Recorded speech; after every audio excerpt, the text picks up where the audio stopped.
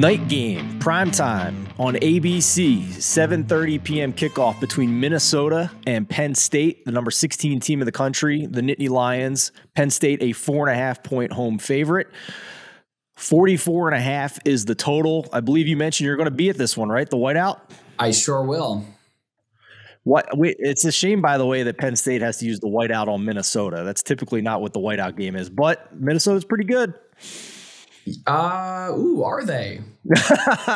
Are they good? Well, we thought they were a couple weeks ago. Please update me. Are we off the Minnesota wagon? I am. Yeah, no, I'm completely off. Their wins this season: New Mexico State, Western Illinois in the FCS, Colorado, and Michigan State. So you have two teams that are in the bottom 10 in FPI power ratings, really whatever you look at in New Mexico State and Colorado. Western Illinois, again, Division I AA, and Michigan State, who is playing like a team that is in the bottom 10 in FPI, even though they got the win over Wisconsin this past week. Their wins are suspect. Their two losses this season against Purdue and Illinois, the two halfway decent teams, good teams, I say on their schedule. And now they're playing another good team on the road in Penn State in a whiteout. Good luck. Have fun. Penn State, I don't know who they're starting at quarterback. It's probably going to be Sean Clifford because James Franklin came out yesterday and said that nothing has changed in his quarterback situation, but we saw Clifford get benched against Michigan. The game was pretty out of hand. Penn State scored a grand total of 0 offensive touchdowns. They only had the pick 6. I don't know. Their offense is just terrible. So I don't know if it's going to be Sean Clifford or the 5-star Drew Allar, who actually burned his red shirt last week. So now James Franklin's looking at a player like, well, we can't redshirt him, so he's just going to waste the year of eligibility not playing. I don't buy that. I think because they put him in the game last week, they could have put in a different backup. They really could have and not burned Allar's red shirt. But because they burned it, that kind of tells me he might be the starter going forward. I know James Franklin said nothing has changed. I know, but burning a red shirt's a really big freaking deal. Tanner Morgan, he hasn't been ruled out for Minnesota yet, but he did leave last week hurt. Can we just get a healthy Minnesota team for 5 seconds? It's either we have a healthy Tanner Morgan or we have a healthy Mo Ibrahim. Good God. It's just sad because this team could be really good with both of them playing. I want to look at last week's result against Illinois for Minnesota. Chase Brown, their terrific running back over there, Illinois, had 41 rushing attempts. So I think the game plan was pretty clear that you can run the football in Minnesota. Again, the numbers are inflated. Look at their last 3. Don't look at the whole season because they're playing crap teams to start. Actually, through those first 3 weeks, they had the easiest schedule in the entire country. So if you look at like Penn State first half, they're favored by 2.5 points. That's juiced toward Penn State, but that's probably the best play. I don't like paying the juice on there. But again, with such a low point total, every point kind of matters. So I guess I don't hate it. But Penn State's probably going to come out in this game and be really jazzed in front of the whiteout, even though it's not against Ohio State. I think people at the stadium are just going to look at records and be like, oh, Minnesota 4-2. Yeah, no, they're pretty good. This game has potential to be a total disaster, though. So I just warn you on the full game. I don't really love betting 4.5 numbers because it's not close enough to one of those key figures to really make a huge difference for me. But just be careful of this game turning into just mayhem.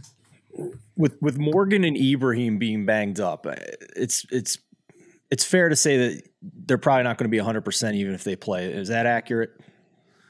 Definitely for Tanner Morgan. That's 100% accurate for Tanner Morgan. And it probably applies to Ibrahim too, because if he's playing banged up and let's say Tanner Morgan doesn't play or he's not playing at 100%, Minnesota is really going to crutch on him a lot more because, you can look at last week and be like, well, Michigan ran the heck out of the ball, ran all over Penn State. That's Michigan. Their rushing offense is not comparable to Minnesota's whatsoever. But I think that they'll go out and try. So if you're running this banged up running back over and over and over again, there is a potential as you get into the game that he gets less and less healthy. Depending on where you shop, you can get the number that you want here, depending on who you want to back. Because as we record this on Wednesday, Penn State's only a 4-point favorite at Caesars. They are 4.5 pretty much everywhere else, but there's a 5 as well at DraftKings. So again, emphasizing making sure you're shopping for the best number.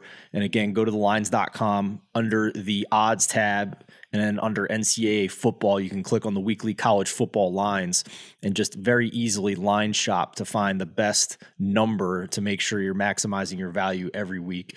And as we're mentioning that, if you're watching us on YouTube here, be sure to hit that like button, hit that subscribe button.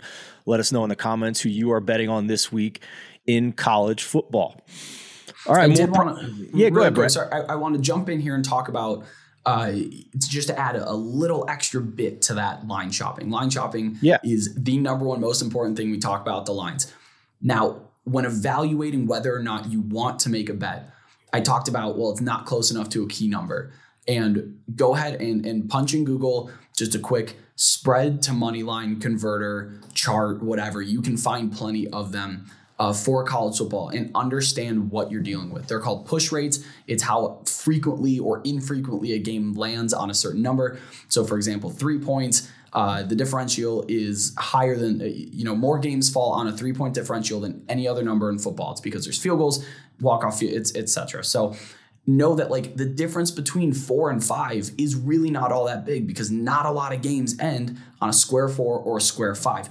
So if you're looking at it and you're like, oh, I don't know if I really want to bet, Penn State -5. Well, if the line moves a little bit and you wait till closer to kickoff, you're not really losing a ton of value. Whereas if it's Penn State -7 or 7.5 or 3 or 3.5, you really do want to get on that, because if that number changes, that is a huge swing in implied win probability. Absolutely. Yeah.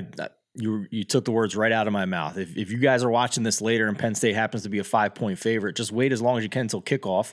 If you want to back Penn State, see if it drops to 4.5 or 4.